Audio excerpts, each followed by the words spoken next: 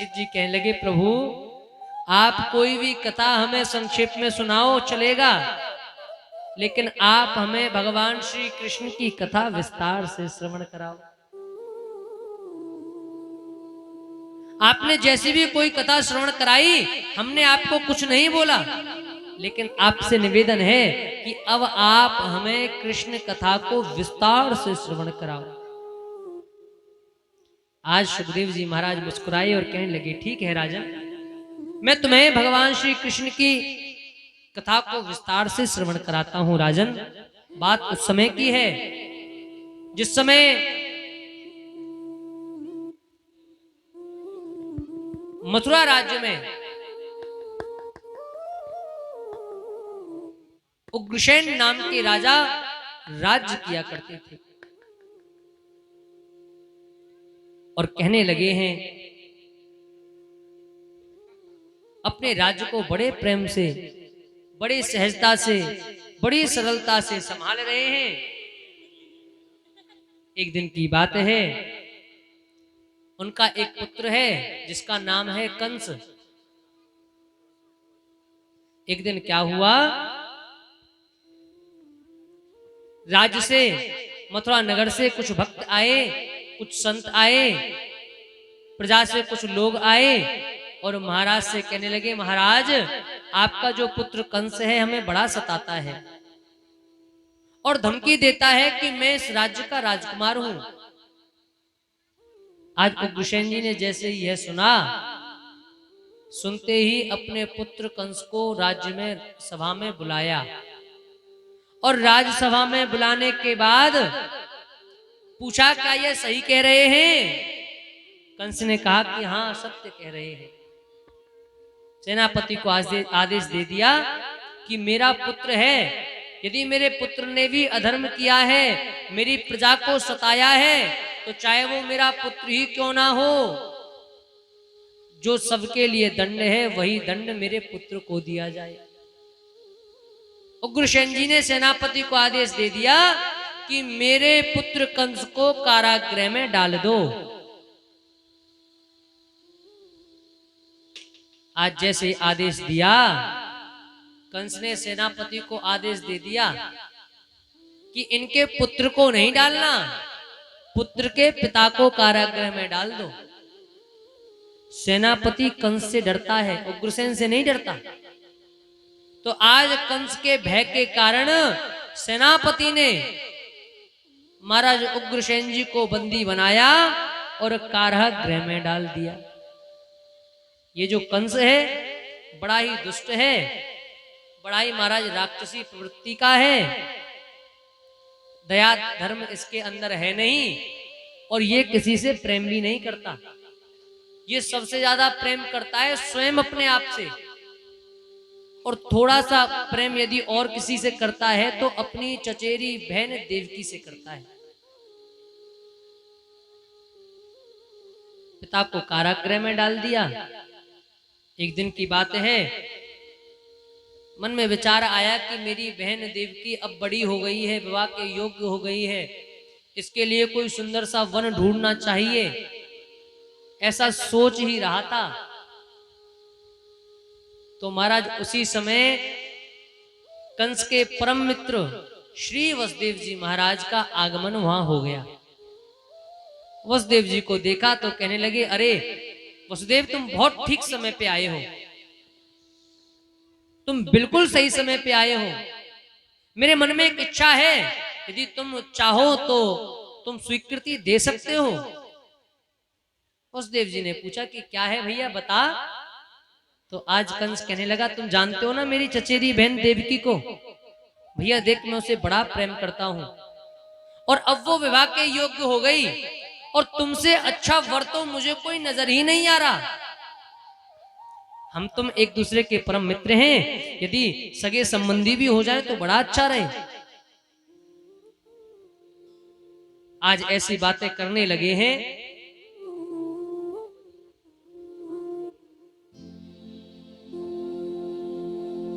एक दूसरे से चर्चा करने लगे। कंस ने जब ये पूरी बात कही तो वसुदेव जी महाराज कहने लगे, भैया यदि तुम्हें ही पसंद है, तुम्हारी इच्छा है, तो मेरी भी स्वीकृति है। मानो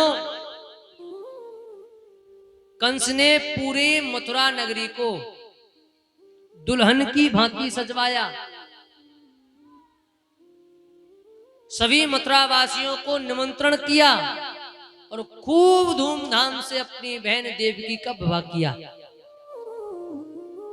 विधिवत विवाह हुआ और जैसे ही विदाई का नंबर आया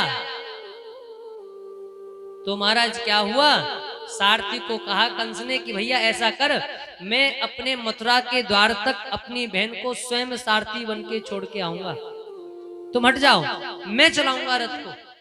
रथ पे कंस बैठ गया और जैसे ही आज लगाम पकड़ी और रथ को चलाने लगा, आकाशवाणी हो गई। आकाशवाणी हुई और आकाशवाणी कहने लगी कि हे कंस, जिस बहन देवकी को इतने प्रेम से, इतने लाड़ दुलाड़ से तुम विदा करने जा रहे हो, इसी के गर्भ से 8वीं संतान होने वाली 8वीं संतान तुम्हारा काल है। आज जैसे ही आकाशवाणी ने बताया कि इसके गर्भ से होने वाली 8वीं संतान कंस तुम्हारा काल है, अब तो महाराज प्रेम कहां गया पता नहीं। अपनी तलवार को निकाला म्यान से और देवकी के बाल पकड़े और बाल पकड़ करके जैसे ही मारने का प्रयास किया तो आज वसुदेव जी हाथ जोड़कर खड़े हो गए हैं। निवेदन करने लगे, भैया अभी यदि तुम 2-4-6 घंटे पहले देवकी को मारते तो मैं कुछ नहीं कहता, तब तक ये मेरी धर्म पत्नी नहीं थी, लेकिन भैया अब मेरी ये धर्म पत्नी है। भगवान अग्निदेव के को साक्षी लेकर के मैंने इसको अपनी पत्नी बनाया है, इसके हर एक संकट में मुझे साथ खड़ा होना है। भैया अब तुम इसे मत मारो। रही बात आकाशवाणी की, तो तुम्हें मैं वचन देता हूं, तुम 8वीं संतान की बात करते हो, मैं प्रथम संतान से लेकर के 8वीं संतान तक तुम्हें लाकर के सौंप दूंगा, लेकिन भैया अब मेरी धर्म पत्नी देवकी को मत मारो। कंस समझ गया कि वसुदेव कभी स्वप्न में भी झूठ नहीं बोलता, विश्वास कर लिया और क्या किया, महाराज गले में बेड़ी, हाथ में बेड़ी, पैर में बेड़ियां और वसुदेव और देवकी को कारागृह में डाल दिया। कारागृह में डाल दिया। धीरे धीरे धीरे धीरे समय व्यतीत हुआ। आज प्रथम संतान को जन्म दिया देवकी मैया ने, छोटा सा बालक है। वसुदेव जी ने कहा, देवकी मैं वचन दे के आया हूं, कंस को मैंने वचन दिया है, प्रथम संतान को मां देवकी की गोद से लिया और महाराज कंस के राजसभा में जा पहुंचे। भैया कंस देख, ये मेरी प्रथम संतान है, मैं लेके आया हूं। आज जैसे ही यह देखा, उस छोटे से बालक को देखा, देख करके कंस के हृदय में दया आ गई और कहने लगा, भैया वसुदेव ये तो छोटा सा बालक है, इसने अभी ऐसा क्या कर दिया जो मैं इसे मार दूं? ऐसा इसने कौन सा कर्म किया है? और भैया आकाशवाणी के द्वारा तो 8वीं संतान मेरा काल है, जा तू इस संतान को साथ ले जा, मैं इसको नहीं मारूंगा, मुझे तो तू केवल 8वीं संतान लाकर दे देना। आज कंस के हृदय में दया आ गई और जैसे ही दया आई तो महाराज नारद जी महाराज आ गए। नारायण नारायण करते हुए नारद जी आए। भैया कैसे हो? गुरुदेव ठीक हूं। कैसे आना हुआ? भैया आना केवल इसलिए हुआ कि मुझे तुम्हारे मथुरा के पेड़ों की याद आ गई, मेरी इच्छा हुई पेड़ा खाने की, तो मैं पेड़ा खाने आया हूं। अच्छा गुरुदेव, तो पेड़ा मंगवाई जाए आपके लिए? हाँ कंस अभी जल्दी से पेड़े मंगवाओ। और भैया एक बात ध्यान रखना, एक थाली में केवल 8 पेड़े लेके आना, 8 से 9 नहीं हो, 8 से 7 नहीं हो। 8 पेड़े रख करके महाराज लाए, थाली में सज करके 8 पेड़े आए। कंस के हाथ में है थाली, तो नारद जी ने कहा कि ऐसा कर राजन, इसमें से 8वां जो पेड़ा है मुझे उठा कर दे दे। अब कंस उन पेड़ों को गिनने लगा, कौन सा 8वां है। अब जहां से गिने महाराज 8वां हो जाए, और अब यदि 8 में कोई पहला कर दे तो जो पहला है वो 8वां हो जाए। अब महाराज दूसरे को यदि पहला कर दे तो पहला ही 8वां हो जाए। अब तो महाराज गिन गिन के थक गया कंस, कहने लगा गुरुदेव मैं समझ नहीं पाया, इसमें से 8वां पेड़ा कौन सा है, तुम स्वयं उठा लो।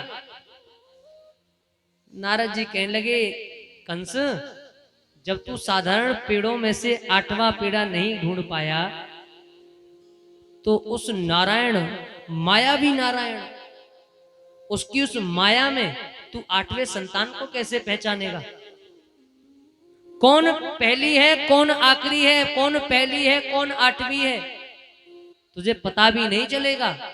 आज कंस को महाराज जैसे यह बताया तो कंस भागता हुआ गया और उस छोटे से बालक को मां देवकी की गोद से छीना और महाराज लेकर के आ गया, चट्टान में देकर मारा और उस प्रथम संतान का वध कर दिया। सुखदेव जी ने बताया तो परीक्षित जी तो महाराज कहने लगे भगवान, नारद जी तो संत हैं, व्रक्त हैं, वैष्णव हैं, ब्रह्मा जी के मानस पुत्रों में 10वें पुत्र हैं, और उन्होंने भी उस बालक को मरवा दिया, ऐसा क्यों। कहने लगे राजन, कंस के हृदय में प्रथम बार दया आई, प्रथम बार हृदय में दया आई है। और यदि कंस के हृदय में दया आई है तो अब यकीन मानो कि इसके पाप कम होने लगेंगे, और यदि इसने पाप कम करने शुरू कर दिए, यदि इसने दया करनी शुरू कर दी तो अवश्य ही इसका पाप का घड़ा नहीं भरेगा। नारद जी ने देखा कि कंस को दया आ गई, अब ये पाप नहीं करेगा, और यदि ये पाप नहीं करेगा तो पाप का घड़ा नहीं भरेगा, और यदि इसका पाप का घड़ा नहीं भरेगा तो भगवान कैसे आएंगे। इसलिए आज नारद जी ने महाराज कंस के इस हृदय की दया को समाप्त करवाया। धीरे धीरे समय व्यतीत हुआ, दूसरी संतान ने जन्म लिया, कंस ने उसे भी मार दिया। तीसरी संतान ने जन्म लिया, कंस ने उसे भी मार दिया। चौथी संतान ने जन्म लिया, कंस ने उसे भी मार दिया। ऐसे करते करते आज 6 संतानों का वध कर दिया। 7वीं संतान गर्भ में आई, भगवान ने योग माया के द्वारा, शकर्षण द्वारा देवकी के गर्भ को वसुदेव जी की दूसरी धर्मपत्नी महाराज जो गोकुल में रह रही है, आज शकर्षण द्वारा योग माया को आदेश दिया, आज योग माया को आदेश दिया है। योग माया आज आई और एक गर्भ को दूसरे गर्भ में प्रवेश कराया है।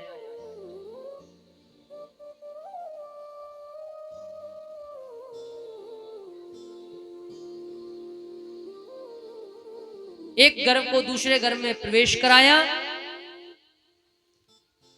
योग माया आई है, मां देवकी के गर्भ से उस शिशु को शकर्षण के द्वारा उठाया और मां रोहिणी जो गोकुल में रह रही है उसके यहाँ पहुंचा दिया है, उसके गर्भ में प्रवेश कराया है। धीरे धीरे समय व्यतीत हुआ है।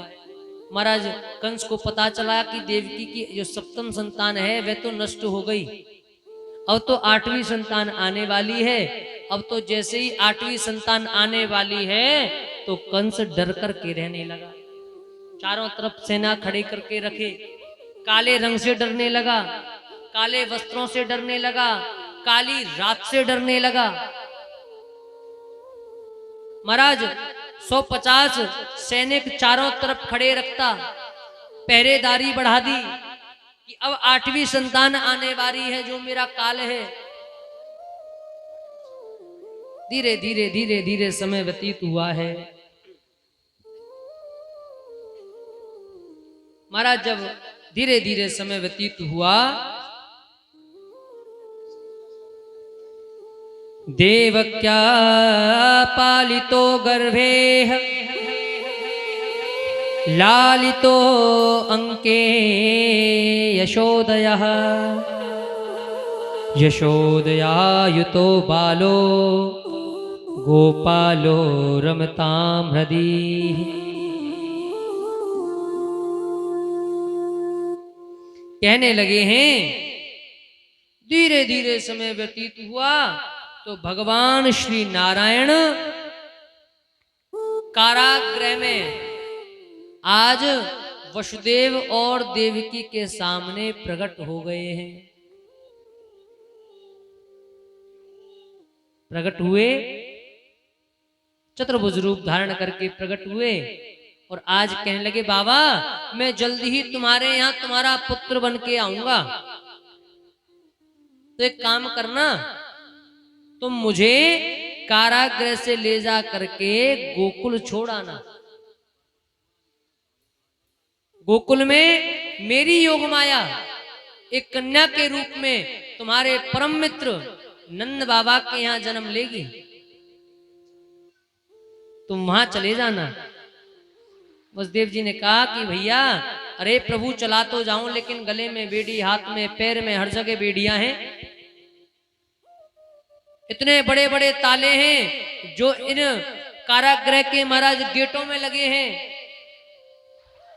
और उसके बाहर भी हजारों सैनिक पहरेदारी कर रहे हैं, भैया कैसे जाऊंगा। भगवान ने कहा बाबा चिंता मत करो, इन सारी व्यवस्थाओं को मैं स्वयं देख लूंगा, लेकिन आपको जाना अवश्य है। धीरे धीरे समय आया और महाराज भगवान आज सप्तमो वैष्णवम धाम यमनंतम प्रचत्यते गर्भो बभूव देवक्याः हर्ष शोक विवर्धना। सत्यं व्रतं सत्यपरं त्रिसत्यं सत्यस्य योनिं निहितं च सत्येः सत्यस्य शतमृत सत्यनेत्रं सत्यात्मकं तां शरणं प्रपन्ना। आज भगवान उस कारागृह में प्रकट हो गए हैं।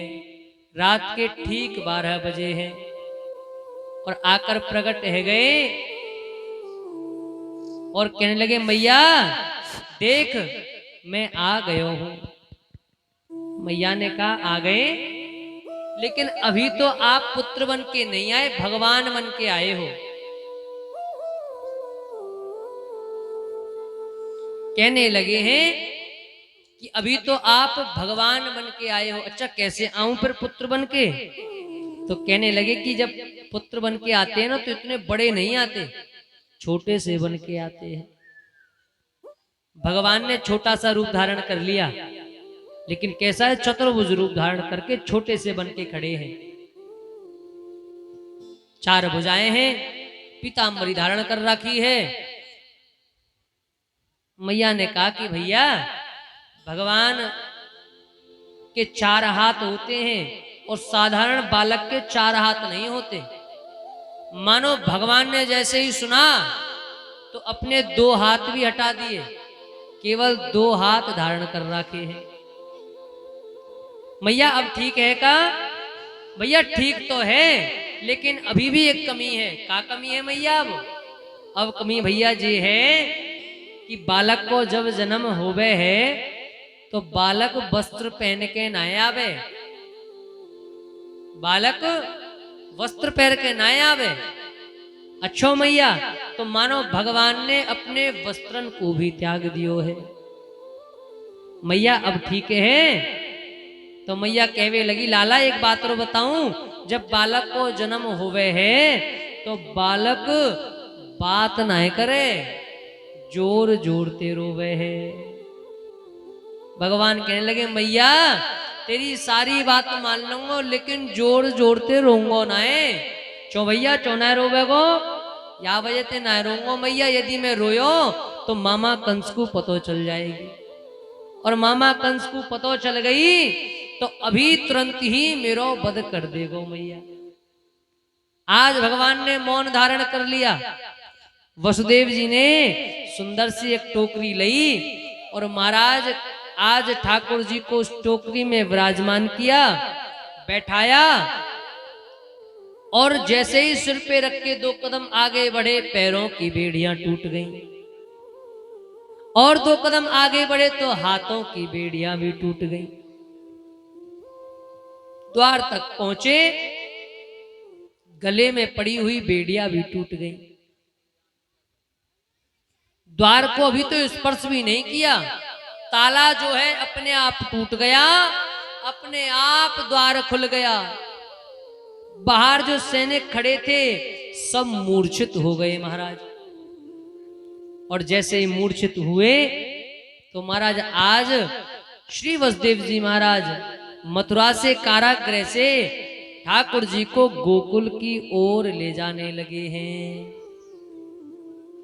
गोविंद गोकुल आयो, गोविंद गोकुल आयो, गोविंद गोकुल आयो, गोविंद गोकुल आयो। आज गोकुल की ओर ले जाने लगे। मथुरा और गोकुल के बीच में यमुना जी पड़ती हैं। यमुना जी में प्रवेश किया, रात के 12 बजे हैं। यमुना में प्रवेश किया, यमुना जी का जल घुटनों तक आ रहा है। जल का स्तर कितना है? घुटनों तक। लेकिन जैसे ही यमुना रसरानी को पता चला कि आज यमुना के अंदर मेरे अंदर से मेरे गोविंद मेरे स्वामी होते जा रहे हैं, तो यमुना जी ने अपना स्तर बढ़ा लिया महाराज। आज यमुना ने स्तर बढ़ाया, घुटनों तक आ रहा जल कमर तक आ गया, कमर से वक्ष स्थल तक आ गया, वक्ष स्थल से दाढ़ी भी डूब गई, और अब तो वसुदेव जी की नाक तक पानी आ गया, माथे तक पानी आ गया, जैसे डूबने वाले हैं। गोविंद समझ गए कि यमुना मेरे चरण स्पर्श करना चाहती है, पैर छूना चाहती है। आज टोकरी से कन्हैया ने अपने पैर को लटका दिया है। यमुना जी ने प्रणाम किया, स्पर्श किया और पुनः अपने स्तर को नीचे कर लिया है। यमुना को पार किया और गोकुल में प्रवेश करने लगे। गोविंद गोकुल आयो, गोविंद गोकुल आयो, गोविंद गोकुल आयो, गोविंद गोकुल आयो। हो नंद भवन में नौबत बाजे, नंद भवन में नौबत बाजे, नंद भवन में नौबत बाजे, नंद भवन में नौबत बाजे। सबको मन हर सायो सायो सायो, गोविंद गोकुल आयो, गोविंद गोकुल आयो, गोविंद गोकुल आयो, गोविंद गोकुल आयो।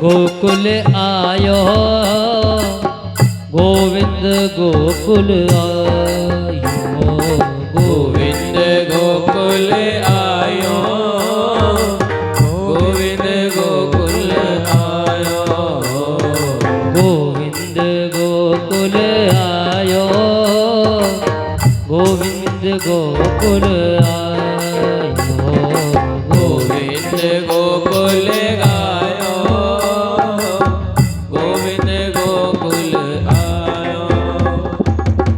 नंद भवन में नौबत बाजे, नंद भवन में नौबत बाजे, नंद भवन में नौबत बाजे, नंद भवन में नौबत बाजे।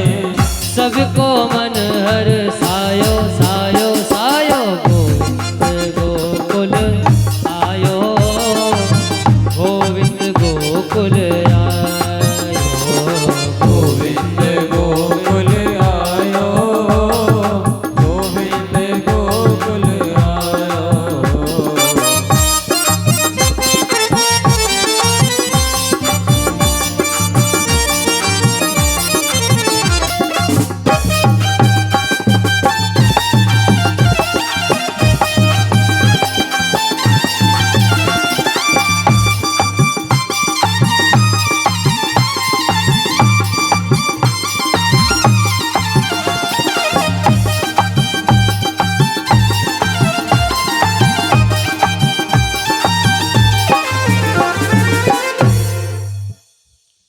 आज वसुदेव जी महाराज कन्हैया को लेकर के गोकुल आए और योग माया ने एक पुत्री का रूप, कन्या का रूप लेकर के गोकुल में प्रकट हुई हैं, उसको लेकर चले गए और अपने पुत्र को गोकुल में छोड़कर चले गए हैं। प्रातः काल हुआ है तो आज गोकुल में हल्ला है गयो है कि नंद बाबा के यहां तो लाला भयो है लाला। महाराज प्रातः काल होयो और प्रातः काल होते ही नंदा और सुनंदा आई, देखो है कि भाभी के पास तो कोई बालक सो रहे है, पीताम्बरी ओढ़ राखी है और एक दूसरे से बात करती करती बहन ऐसा लगे आज तो भाभी पे है गयो है। गई और पीताम्बरी को उठा कर के खींचने लगी हैं, भगवान से प्रार्थना कर रही हैं, हे भगवान, हे नारायण, ये लाला होवे, यदि ये लाला होएगो तो बाबा हमको 9 लखा हार देंगे। ऐसो मन में विचार करते करते पीताम्बरी को हटायो और जैसे ही हटायो है तो कहा देखो कि यह तो सांच माचे के ही लाला है। महाराज भागती हुई दौड़ती हुई गई, नंद बाबा यमुना जी के किनारे माला कर रहे हैं। ब्रजवासी ब्राह्मण कह रहे खीर खवाओ, रबड़ी खवाओ चकाचक, बाबा तेरे लाला है वेगो, मैं रोज खवाए रहे हूं 1-1 किलो रबड़ी, लेकिन अभी तक तो होयो ना है, आगे जाने कहा होगो। माला कर रहे हैं, अभी तक तो होयो ना है, आगे जाने कहा होगो।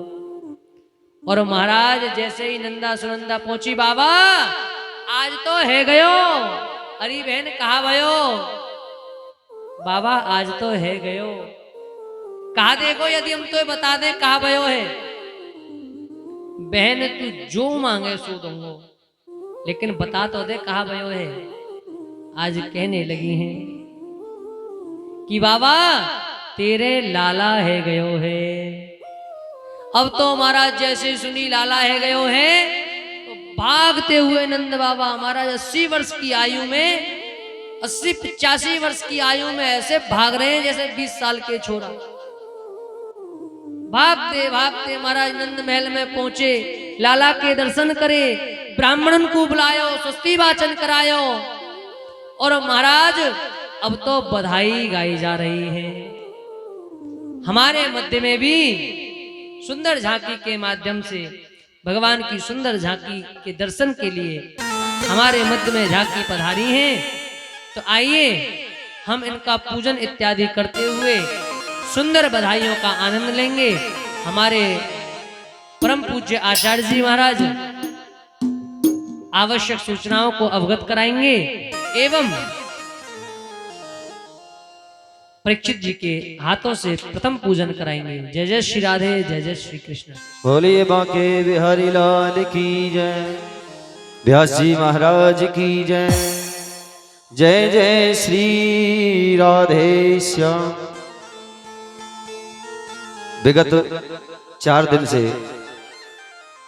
आपके इस गांव में श्रीमद् भागवत पूज्य महाराज श्री के मुखारबिंद से आप सभी लोग श्रवण पान कर रहे हैं और आशा करता हूं कि आप लोगों को कथा समझ में आ रही होगी। तो आज कथा का चतुर्थ दिवस है, जो कि परीक्षित जी महाराज अब ठाकुर जी का पूजन करेंगे, उसके बाद सभी पूजन करेंगे आप। और कल की कथाओं में आपको सभी को पता ही होगा कि गिरिराज जी का पूजन होगा, सभी अपने अपने घर से, यानी 56 भोग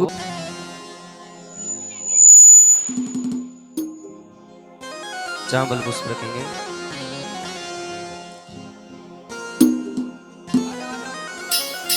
हरे ओम महापवित्र पवित्रो वा सर्वस्तंगदो विवाह यस्मृद्वंडरीकाक्षं सेवायाभ्यंतरसचेः।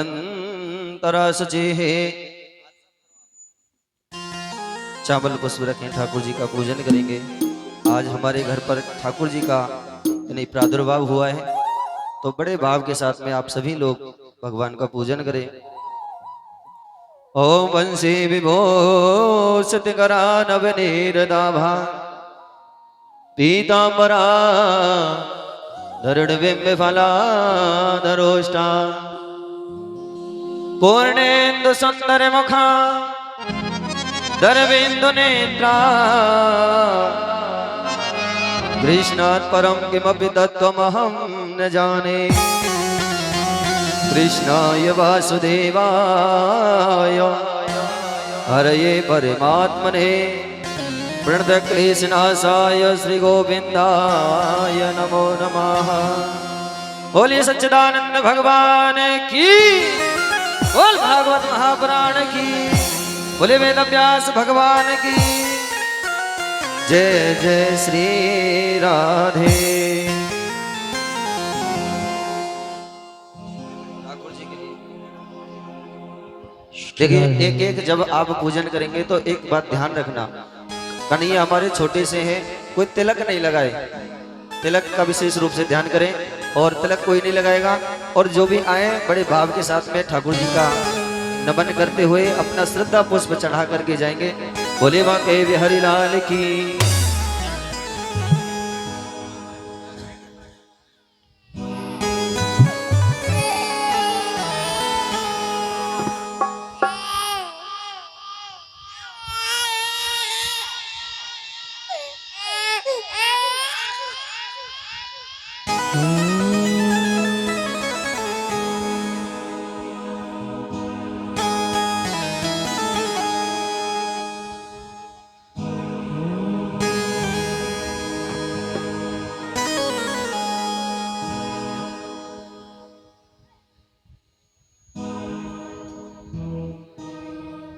सौ सौ बार बधाई लोगों,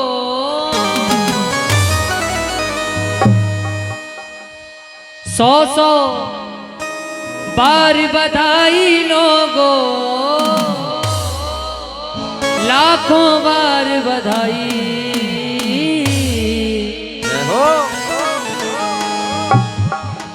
नंद झुके नंद झुके नंद झुके अंगना में बज रही आज बधाई। नंद झुके अंगना में बज रही आज बधाई। नंद झुके अंगना में बज रही आज बधाई। नंद झुके अंगना में बज रही आज बधाई।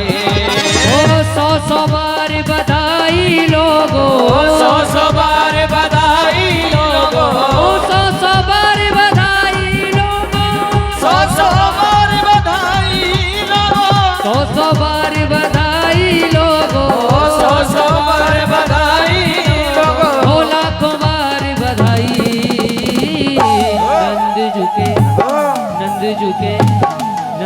झुके अंगना में बज रही आज बधाई। ओ नंद झुके अंगना में बज रही आज बधाई।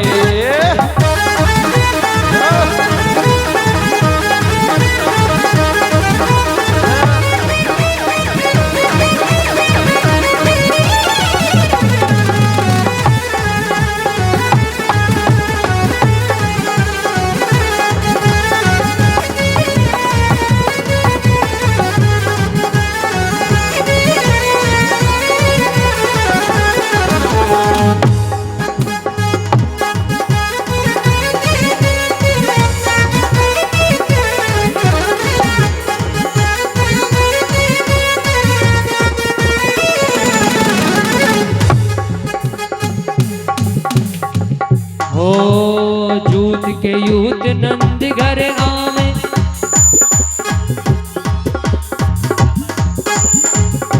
नंद झुके अंगना में बज रही आज बधाई। के नंद झुके अंगना में बज रही आज बधाई। ओ चमत्कार सा हो गया लोगो, हो गई बात निराली। ओ चमत्कार सा हो गया लोगो, हो गई बात निराली। चमत्कार सा हो गया लोगो, हो गई बात निराली। ओ चमत्कार सा हो गया लोगो, हो गई बात निराली। ओ रात ही रात में नंद बाबा की, रात ही रात में नंद बाबा की, रात ही रात में नंद बाबा की, रात ही रात में नंद बाबा की गाड़ी हो गई काली। नंद झुके, नंद झुके, नंद झुके अंगना में बज रही आज बधाई। के नंद झुके अंगना में बज रही आज बधाई। हो सौ बार बधाई लोगो, सौ बार बधाई लोगो, लाखों बार बधाई। नंद झुके, नंद झुके, नंद झुके अंगना